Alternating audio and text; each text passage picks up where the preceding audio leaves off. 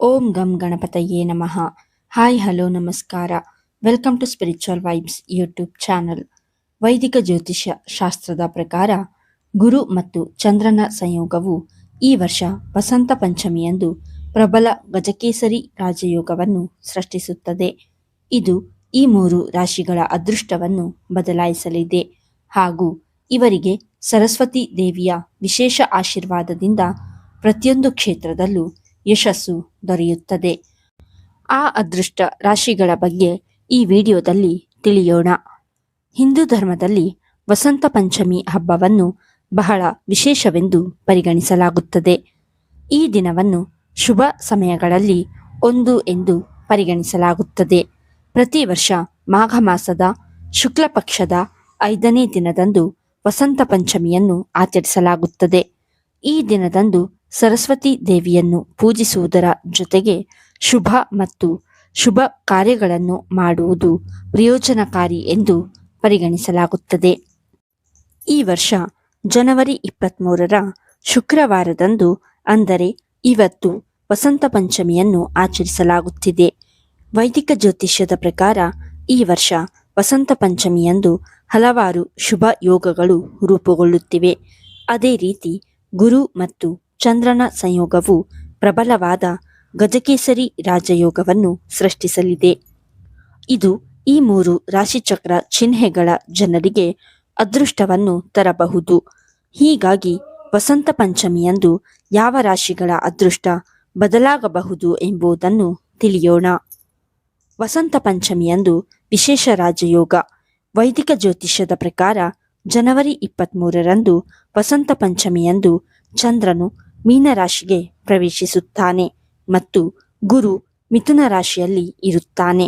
ಇದು ಗಜಕೇಸರಿ ರಾಜಯೋಗವನ್ನು ಸೃಷ್ಟಿಸುತ್ತದೆ. ಜ್ಯೋತಿಷ್ಯದ ಪ್ರಕಾರ ಗುರುವು ಚಂದ್ರನಿಂದ ಕೇಂದ್ರದಲ್ಲಿ ಅಂದರೆ 1, 4, 7 ಮತ್ತು 10ನೇ ಮನೆಗಳು ಇರಿಸಿದಾಗ ಗಜಕೇಸರಿ ರಾಜಯೋಗವು ರೂಪುಗೊಳ್ಳುತ್ತದೆ. ವಸಂತ ಪಂಚಮಿಯಂದು ಚಂದ್ರನು ಮಿಥುನ ರಾಶಿಯ 4ನೇ ಮನೆಯಲ್ಲಿರುತ್ತಾನೆ. ಗುರುವು ಚಂದ್ರನಿಂದ 4ನೇ ಅಂದರೆ ಕೇಂದ್ರ ಮನೆಯಲ್ಲಿದ್ದು ಹೀಗಾಗಿ ಪ್ರಬಲ ಗಜಕೇಸರಿ ರಾಜಯೋಗವನ್ನು ಸೃಷ್ಟಿಸುತ್ತಾನೆ. 1. ಮಿಥುನ ರಾಶಿ. ಮಿಥುನ ರಾಶಿಯವರ ಜಾತಕದಲ್ಲಿ ಗುರುವು ಲಗ್ನ ಮನೆಯಲ್ಲಿ ಮತ್ತು ಚಂದ್ರನು 4ನೇ ಮನೆಯಲ್ಲಿದ್ದಾರೆ. ಆದ್ದರಿಂದ ಈ ರಾಶಿಯಡಿಯಲ್ಲಿ ಜನಿಸಿದವರಿಗೆ ಗಜಕೇಸರಿ ರಾಜಯೋಗವು ಹಲವು ವಿಧಗಳಲ್ಲಿ ವಿಶೇಷವಾಗಿರುತ್ತದೆ. ಈ ಯೋಗವು ನಿಮ್ಮ ವ್ಯಕ್ತಿತ್ವವನ್ನು ಹೆಚ್ಚಿಸುತ್ತದೆ ಮತ್ತು ಜೀವನದ ಹಲವು ಕ್ಷೇತ್ರಗಳಲ್ಲಿ ಸಕಾರಾತ್ಮಕ ಫಲಿತಾಂಶಗಳನ್ನು ತರುತ್ತದೆ. ಹಿರಿಯರ ಮಾರ್ಗದರ್ಶನವು ನಿಮ್ಮ ಉದ್ಯೋಗ ಮತ್ತು ವ್ಯವಹಾರಕ್ಕೆ ಸಂಬಂಧಿಸಿದ ವಿಷಯಗಳಲ್ಲಿ ಪ್ರಯೋಜನಕಾರಿ ಎಂದು ಸಾಬೀತುಪಡಿಸುತ್ತದೆ. ಶಿಕ್ಷಣ, ರಾಜಕೀಯ ಮತ್ತು ಆಡಳಿತದಂತಹ ಕ್ಷೇತ್ರಗಳಲ್ಲಿ ಯಶಸ್ಸಿನ ಬಲವಾದ ಚಿಹ್ನೆಗಳು ಗೋಚರಿಸುತ್ತವೆ. ನಿಮ್ಮ ಮಾತು ಪ್ರಭಾವಶಾಲಿ ಮತ್ತು ಆಕರ್ಷಕವಾಗಿರುತ್ತದೆ. ಜನರನ್ನು ಪ್ರಭಾವಿಸಲು ಮತ್ತು ಪ್ರೇರೇಪಿಸಲು ನಿಮಗೆ ಅನುವು ಮಾಡಿಕೊಡುತ್ತದೆ. 2. ವೃಷಭ ರಾಶಿ. ವೃಷಭ ರಾಶಿಯಲ್ಲಿ ಜನಿಸಿದವರಿಗೆ ವಸಂತ ಪಂಚಮಿಯ ದಿನವು ಬಹಳ ವಿಶೇಷವಾಗಿರುತ್ತದೆ. ವೃಷಭ ರಾಶಿಯ ಜನರು ಅದೃಷ್ಟ ಮತ್ತು ಸಂಪತ್ತಿನಲ್ಲಿ ತ್ವರಿತ ಹೆಚ್ಚಳವನ್ನು ಅನುಭವಿಸಬಹುದು. ಗುರು 2ನೇ ಮನೆಯಲ್ಲಿ ಮತ್ತು ಚಂದ್ರ 3ನೇ ಮನೆಯಲ್ಲಿ ಇರಿಸಲ್ಪಟ್ಟಿದ್ದಾನೆ. ವೃತ್ತಿ ಪ್ರಗತಿ ಸಾಧ್ಯ. ದೀರ್ಘಕಾಲದಿಂದ ಬಾಕಿ ಉಳಿದಿರುವ ಕೆಲಸಗಳು ಪೂರ್ಣಗೊಳ್ಳಬಹುದು. ಈ ಅವಧಿಯು ವಿದ್ಯಾರ್ಥಿಗಳಿಗೆ ಪ್ರಯೋಜನಕಾರಿಯಾಗಬಹುದು. ಪ್ರಗತಿಗೆ ಹಲವು ಮಾರ್ಗಗಳು ತೆರೆದುಕೊಳ್ಳಬಹುದು. ನೀವು ಹೊಸ ಜನರೊಂದಿಗೆ ಸಂಪರ್ಕ ಸಾಧಿಸುವಿರಿ. ಇದು ನಿಮ್ಮ ಗುರಿಗಳನ್ನು ಸಾಧಿಸಲು ಸಹಾಯ ಮಾಡುತ್ತದೆ. ನೀವು ನಿಮ್ಮ ಕುಟುಂಬದೊಂದಿಗೆ ಗುಣಮಟ್ಟದ ಸಮಯವನ್ನು ಕಳೆಯುತ್ತೀರಿ. ನೀವು ಆಧ್ಯಾತ್ಮಿಕತೆಯತ್ತ ಒಲವು ತೋರುತ್ತೀರಿ ಮತ್ತು ಧಾರ್ಮಿಕ ಸ್ಥಳಗಳಿಗೆ ಭೇಟಿ ನೀಡಬಹುದು. ದೀರ್ಘಕಾಲದ ಸಮಸ್ಯೆಗಳಿಂದ ನೀವು ಪರಿಹಾರವನ್ನು ಕಾಣಬಹುದು. 3. ಕುಂಭರಾಶಿ. ವಸಂತ ಪಂಚಮಿಯಂದು ರೂಪುಗೊಂಡ ಗಜಕೇಸರಿ ರಾಜಯೋಗವು ಕುಂಭರಾಶಿಯಲ್ಲಿ ಜನಿಸಿದವರಿಗೆ ಅದ್ಭುತ ಫಲಗಳನ್ನು ತರಲಿದೆ. ಈ ರಾಶಿಚಕ್ರ ಚಿಹ್ನೆಯ 2ನೇ ಮನೆಯಲ್ಲಿ ಶನಿಯು ಸ್ಥಾನ ಪಡೆದಿದ್ದಾನೆ. ಪರಿಣಾಮವಾಗಿ ಈ ರಾಶಿಚಕ್ರ ಚಿಹ್ನೆಯು ಪ್ರಗತಿಯನ್ನು ಕಾಣಬಹುದು.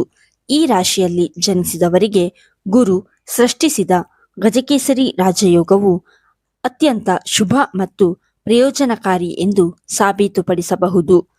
ದೀರ್ಘಕಾಲದ ಅನಗತ್ಯ ವೆಚ್ಚಗಳನ್ನು ನಿಗ್ರಹಿಸಲಾಗುತ್ತದೆ ಮತ್ತು ನೀವು ಉಳಿತಾಯದಲ್ಲಿ ಯಶಸ್ವಿಯಾಗುತ್ತೀರಿ. ಈ ಅವಧಿಯು ಹೊಸ ಮತ್ತು ಸುಸ್ಥಿರ ಆದಾಯದ ಮೂಲಗಳಿಂದ ಸಂಭಾವ್ಯತೆಯನ್ನು ನೀಡುತ್ತದೆ.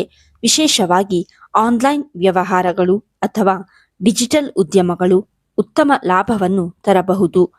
ಈ ಸಮಯ ವಿದ್ಯಾರ್ಥಿಗಳಿಗೆ ಅತ್ಯಂತ ಅನುಕೂಲಕರವಾಗಿರುತ್ತದೆ.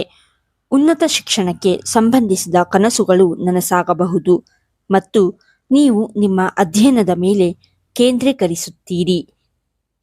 ಈ ಮೇಲೆ ಹೇಳಿರುವ 3 ರಾಶಿಗಳಾದ ಮಿಥುನ, ವೃಷಭ ಮತ್ತು ಕುಂಭ ರಾಶಿಯವರಿಗೆ ವಸಂತ ಪಂಚಮಿ ದಿನದಂದು ರೂಪುಗೊಂಡ ಗಜಕೇಸರಿ ರಾಜಯೋಗದಿಂದಾಗಿ ಜೀವನದಲ್ಲಿ ಎಲ್ಲ ರೀತಿಯ ಸುಖ, ಸಂಪತ್ತು ಮತ್ತು ಸೌಕರ್ಯ ಪ್ರಾಪ್ತಿಯಾಗುವುದು.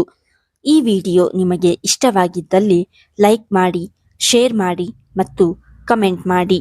ಹಾಗೆಯೇ ಇನ್ನೂ ಹೆಚ್ಚಿನ ವಿಡಿಯೋಗಳಿಗಾಗಿ ನಮ್ಮ ಚಾನಲನ್ನು ಸಬ್ಸ್ಕ್ರೈಬ್ ಮಾಡಿ.